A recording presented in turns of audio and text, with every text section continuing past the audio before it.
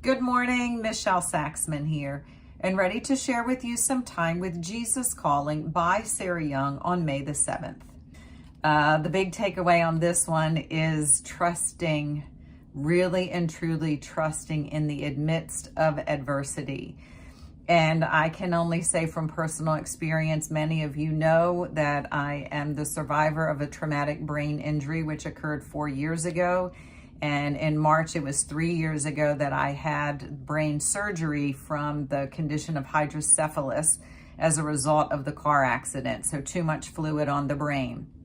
And you know, it's all been a journey that God is using for good. And it was the February, just 4 months after the car accident, that I went through a very dark season, deep depression, coming to a level of acceptance and peace, having to let go of the frustration. And I will say, whatever it is that we resist will persist. So resistance, force will be met with force. The sooner we can open our hand and try to see that our Heavenly Father is moving mountains beyond the horizon, then that is what this journey is actually all about, because adversity is a guarantee. Coming to peace is a choice. Trusting that He has a plan for us is a choice.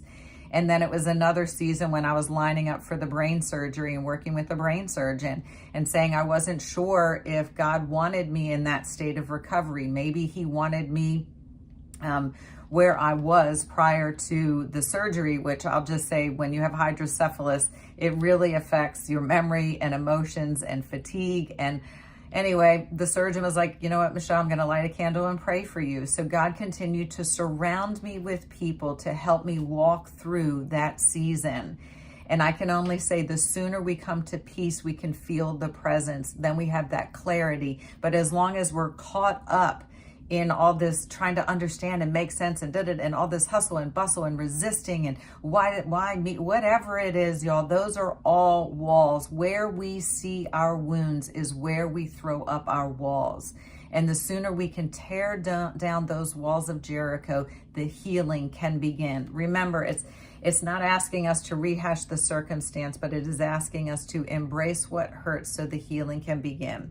So the readings for today, Isaiah chapter 26, verse 4, trust in the Lord forever, for the Lord is the rock eternal. And Genesis chapter 50, verse 20, as for you, you meant evil against me, but God meant it for good, in order to bring about this present result, to preserve many people alive.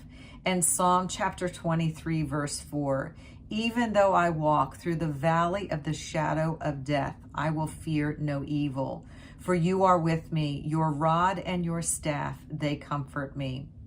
And I think my final takeaway, tidbit, food for thought for today is, y'all, this earth is going to do everything. This culture will do everything. The ego will do everything to try to divide us, to label us, to put names on us, to separate us based on so many different things, our religion, our skin color, our age, all of these things of discrimination. But y'all, the truth of the matter is we are one, and each and every one of us has wounds as a result of this adversity, this broken, fallen planet. And the sooner we can see the similarities, the light within each and every one of us in all of His magnificence and creation, the sooner we can come to peace and stop this level of resistance. So y'all have a super blessed day. See one another through the eyes of grace and glory. When you're not feeling that way, step aside and be restored. Allow His peace to fill you up, and that is abundant living that we can then pour out onto others. When you're not ready to do stuff like that, nurture yourself. Give yourself grace. You are worthy. You are known. You are seen. You are loved. You are light. Y'all have a super blessed day. Stay connected to the vine. Protect the crown. Protect your energy. Change your lens when necessary. Change the lens. Change the perspective. Get a different filter. And know that He is light, He is love, you are loved. Talk to you soon. Bye-bye.